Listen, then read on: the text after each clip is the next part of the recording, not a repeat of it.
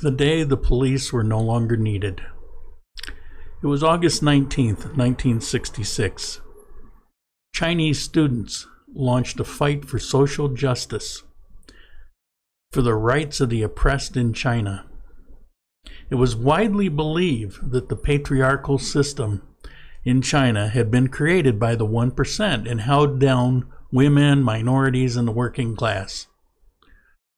The students cried out for a revolution and change, and consequently launched the infamous Chinese Cultural Revolution. Students put a red band around their arm to stand in solidarity with the oppressed and called for a change on old ideas that they called the Four Olds. They were customs, old culture, old habits, and old ideas. The movement was supported by the Chinese media. Mass demonstrations and looting by the students ensued. Statues were torn down. Chinese architecture was destroyed. Classical literature and Chinese paintings were torn apart and burned. Temples were desecrated. The cemetery of Confucius was attacked. The corpse of the 76th generation Duke Yangsheng was removed from its grave and hung from a tree. Wealthy homes were attacked and destroyed. Many families' long-kept genealogy books were burned to ashes. All of history, in fact, was to be removed and replaced.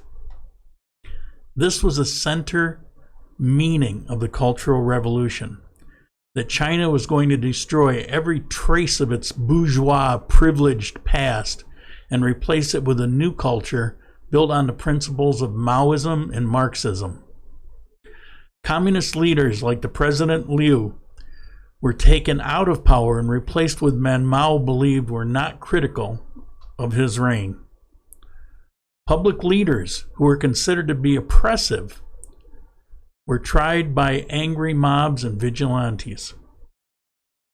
3 days later, August 22nd, 1966, a central directive was issued to stop police intervention. The police were disbanded in the city, and the students formed a community solution. It was called the Red Guard. The Red Guards policed the communities and punished anyone who did not agree with their ideas. Even people that supported the movement but had bad thoughts, wrong thinking, could be punished. Though many Christians supported the movement in the beginning, they quickly became the #1 target of the Red Guards, and public trials were held to condemn them to death.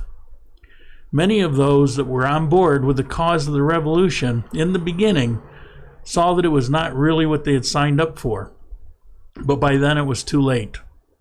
The power that the Red Guard wanted had already been given. More people died during the Cultural Revolution in China than any war, famine, or natural disaster in the history of man. They estimate somewhere around 20 to 30 million people were killed.